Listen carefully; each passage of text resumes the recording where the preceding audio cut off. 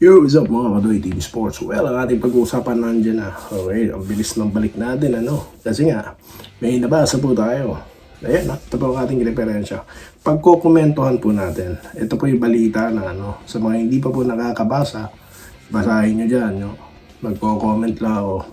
So, yun na nga po pala, no? Lumipad na si Coach Tim Cone papunta ng Estados Unidos upang mag-scout ng kanyang temporary replacement kay Justin Pinoy Brownlee habang ito'y magpapahinga. Okay. Yun nga sinasabi ko sa inyo or sinabi ko sa inyo sa nakaraang content na hindi po pwede, no, na walang iparadang import ng Ginebra. So nasabi ko sa inyo na posibleng hindi siya palitan kasi wala naman pong nakasulat. Ngayon, ayan na mismo, di ba? Sa panayam ng spin, siya po pala si Coach Tim Cone mag-i-scout na. Ibig sabihin, kukuha na po ng import. Ayan po ang development. So, hindi po totoo yung mga nakikita nyo, nababasa nyo, napapanood nyo sa mga channel na malakabuti na naglabasa. Iba dyan, ang tagal na po, malalaking channel na. Matagal na rin nila niloloko ang kanilang mga viewers. Oh no! Na di umano, meron na silang replacement. Pinangalanan na daw. O pinangalanan na nila. Okay. So yan. Wala pa pong napapangalanan ng import. Ano pa lang sila. Tawag dito. Mag-i-scout pa. Okay. So ngayon, next topic.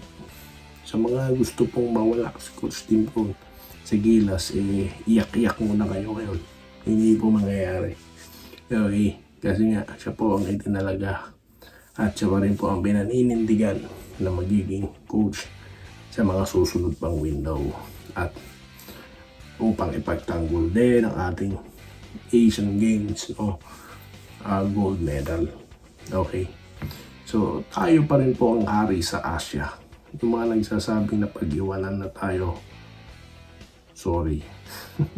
Nagkakamali kayo. Okay. Sino po bang Asiano ang nakatalo na sa Australia? Natalo po ba ng Japan? Natalo po ba ng Korea? Or even China? Ang Latvia? Sino ba champion ngayon? Sino ba gold medalist? So yung mga nagsasabing na pag-iwanan na, huwag kayong magbase sa isang laro lang. Kitang-kita naman again sa Australia na sa play po nagkatalo diba? At sa depensa, diba? So we almost win against New Zealand, by the way. So ganun lang naman yun. Okay? It doesn't mean may mga player po tayo na pagdating po sa pangatawan, sa skills, kaya makipagsawa yan. Adjustment lang ng play yan, no? For sure, tayo napansin natin. Lalo na sila sa coaching staff ng Gilas. Okay? So, Tim Cone will stay whether you like it or not. Okay? Kasi ang hirap sa inyo.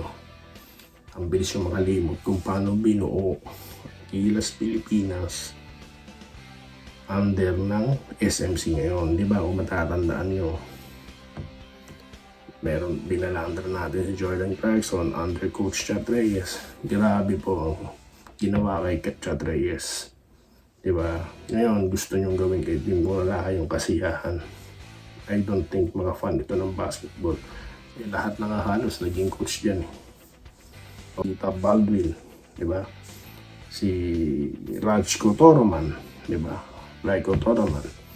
Si Yeng Giao. Si Chat Reyes. Wala. Natap si Coach Tim Cone. Gusto na nga mag-focus sa Ginebra niyan. Diba?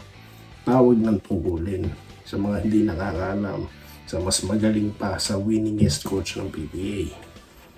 Tahimik kayo, ha? Shoutout po tayo.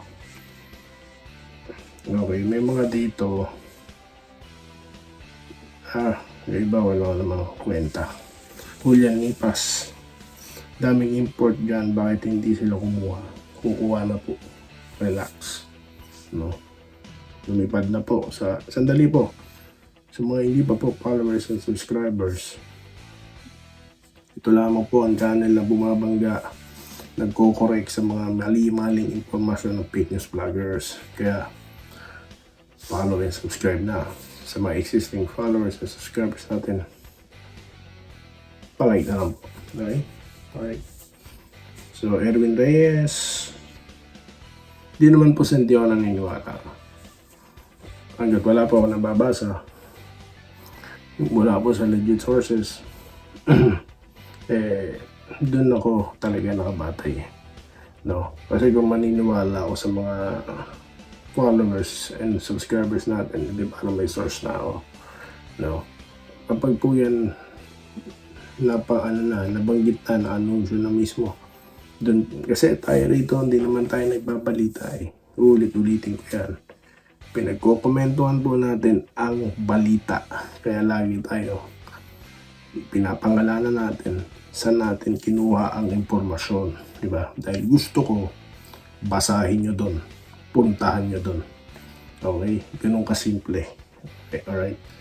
Dahil po sa kalagitnaan ng mga misinformation, mga fake news na kinakalat, sa inyo or sa kanila nyo mababasa ang katotohanan dahil ini-interview po nila, may connection sila sa source. Kaya sila ay legit sources. Ganyan po natin kino-combat ang mga fake news. No? Talamak po, biruin nyo yan. Pinangalanan na ng mga fake news vloggers ang magiging import ng Hinebra, pero wala pa naman. O, diba? So, ayan. Subaybayan nyo na lang. Diba? Kaysa naka-tune in kayo. May mga channel dyan, ang lalaki po, no? Iba, mga viewer dito, dyan nanonood eh. Diba? Pansinin nyo, ilang taon na manluloko ang mga vlogger na yan. Pero, yun talaga, tingin ko kasi malaking kampanya yung mga yan. Baka nga isa lang ang may-ari niya, nag-o-control yan eh. Dahil pare-parehas, talamak, notorious sa pamimigos. May pupapasok sa pinto. Baka masesa tayo.